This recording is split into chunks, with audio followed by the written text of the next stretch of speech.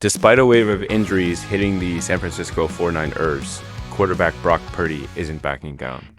With key players like Christian McCaffrey, Deebo Samuel, and George Kittle sidelined, Purdy still leads the NFL in passing yards and remains focused on leading his team to victory. How is he staying confident under pressure? And what's next for the 49ers? Let's break it all down. San Francisco 49ers quarterback Brock Purdy is staying confident despite early season injuries.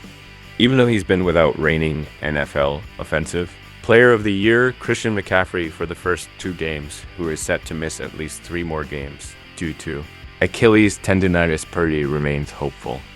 Additionally, wide receiver Deebo Samuel exited Week 2's game against the Minnesota Vikings after suffering a calf strain, as if losing 2 key offensive players wasn't challenging enough. Tight end George Kittle also missed Thursday's practice because of a hamstring injury.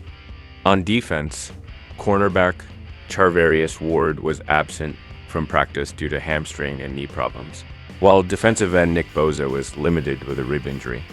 Despite these challenges, Purdy remains confident in the other players on the roster and head. Coach Kyle Shanahan's skill in designing plays to create opportunities. Obviously, it sucks not having your guys like Deebo and Christian and stuff, Purdy said on Thursday. So it's like, all right, how can we figure out how to get the ball to other guys? But man, we've got playmakers. I've said that before. We've got a really good scheme, a great play caller, and some great players that step up in the roles and do their job really well. So for me, I still have to do my job in terms of my reads and my progressions more. So then I need to now change the way I think and make sure I'm getting it to this guy or that guy because a couple of guys are out. It's not like that. Purdy has completed an impressive 72.3% of his passes and leads the NFL with 550 passing yards. But the third-year quarterback has only thrown 1 interception, which came during Sunday's game against the Vikings. So that's the challenge for me, is how can I continue to be better with my progressions and as a quarterback and handling situations and being as efficient as I can, regardless of who's in, Purdy continued. So that's where my mindset is at with this game. And obviously I'd love to have my guys back and playing with them. But that's just how it is with this game sometimes. More news: George Kittle sits out practice with hamstring issue as 49ers deal with another injury to star player.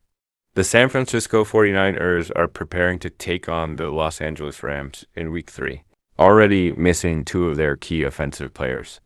Now, another crucial part of their offense, tight end George Kittle, is dealing with an injury. Kittle missed Thursday's practice due to a hamstring issue, raising doubts about his availability for Sunday's divisional game at SoFi Stadium. In the previous game, Kittle recorded 7 receptions for 76 yards and a touchdown in the 49ers' loss to the Vikings, which brought their record to 1-1.